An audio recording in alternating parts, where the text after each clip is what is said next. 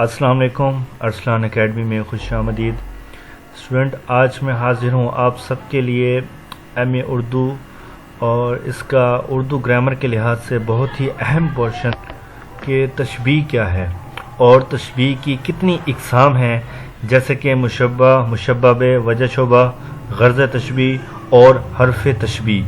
تو میں نے تشبیہ پر پہلے ویڈیو بنائی تھی، لیکن جو ہے اسٹوڈنٹ کہہ رہے تھے کہ ان کی اقسام پر بھی بات کریں، تو آج میں ان کی اقسام اور مثال کے ساتھ جو ہے میں آپ سب کو اس کے بارے میں بتاؤں گا۔ تو چلیں ویڈیو سٹارٹ کرتے ہیں۔ تو آپ دیکھ سکتے ہیں تشبیہ، جب کسی ایک شے کی کسی اچھی یا بری خصوصیات کو کسی دوسری شے کی اچھی یا بری خصوصیت کے معنی قرار دیا جائے تو اسے تشبیہ کہتے ہیں۔ جیسے کہ مثال دیکھ سکتے ہیں کہ نازک اس کے لب کی کیا کہیے، پنکھڑی ایک گلاب کی سی ہے۔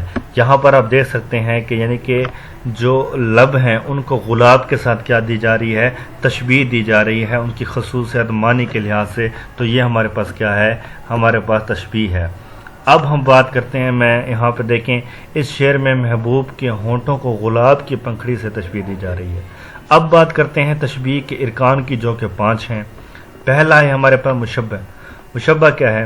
مشبہ وہ شے جسے کسی دوسری شے سے تشبیہ دی جائے اسے مشبہ کہتے ہیں۔ جیسے کہ اسی میں اشعار کی بات کروں تو نازکی اس کے لب کی کیا کہیے، پنکھڑی ایک گلاب کی سی ہے۔ تو یہاں پر جو لب ہے، دیکھیں میں نے اس کو ہائی لائٹ کیا ہے، جو لب ہے یہ ہمارے پاس کیا ہے، مشبہ ہے۔ کیونکہ اس کو محبوب کے ہونٹ مشبہ ہیں یہاں پہ۔ ٹھیک ہو گیا۔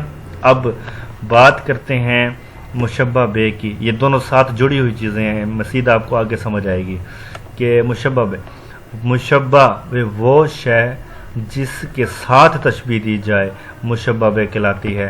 جیسے کہ نازکی اس کے لب کی کیا کہیے، پنکھڑی ایک گلاب کی سی ہے۔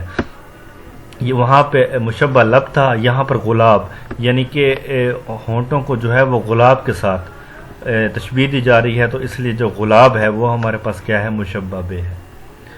اگلی ہم بات کرتے ہیں وجہ شبہ۔ وجہ سے مراد آپ کو پتہ ہے کہ ریزن ہونا، کسی بات کا کوئی سبب ہونا۔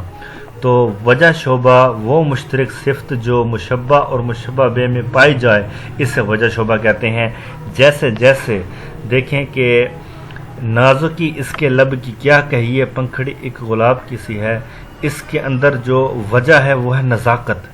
ٹھیک ہو گیا، یعنی کہ ایک خوبصورتی، ایک ادا، اس کے جو ہونٹ ہیں وہ گلاب کی طرح کیا ہے، خوبصورت ہیں، اچھے ہیں۔ تو یہاں پر جو وجہ ہے وہ ایک خوبصورتی ہے، ایک نزاکت ہے۔ تو اگلی ہم بات کرتے ہیں غرض تشبیہ۔ غرض تشبیہ وہ مقصد، یعنی کہ غرض سے مراد مقصد ہوتا ہے جس کی خاطر تشبیہ دی جائے۔ غرض تشبیہ وہ مقصد جس کی خاطر تشبیہ دی جائے۔ جیسے کہ نازکی اس کے لب کی کیا کہیے، پنکھڑی ایک گلاب کی سی ہے۔ تو یہاں پر غرض یہ ہے کہ محبوب کے ہونٹ کی نزاکت اور حسن کو بڑھا کر بیان کرنا، یعنی کہ یہاں پر میں نے انڈر لائن کیا ہے کہ محبوب کے ہونٹ کی نزاکت اور حسن جو ہے وہ کیا ہے، غرض تشبیہ ہے۔ نیکسٹ آخری ہم دیکھتے ہیں حرف تشبیہ۔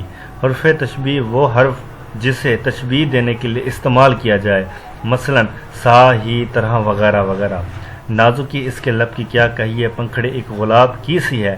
یہاں پر کی سی جو ہے، یہاں پر ہمارا کیا ہے، حرف تشبیہ ہے۔ یہ لکھا ہے اس شعر میں، کی سی حرف تشبیہ ہے۔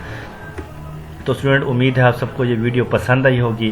اگر آپ چاہتے ہیں کہ مزید میں اسی طرح اردو گرامر پر ویڈیو بناؤں تو آپ کمنٹ میں ضرور بتائیے گا۔ اپنا بہت بہت خیال رکھیے گا۔ اللہ حافظ۔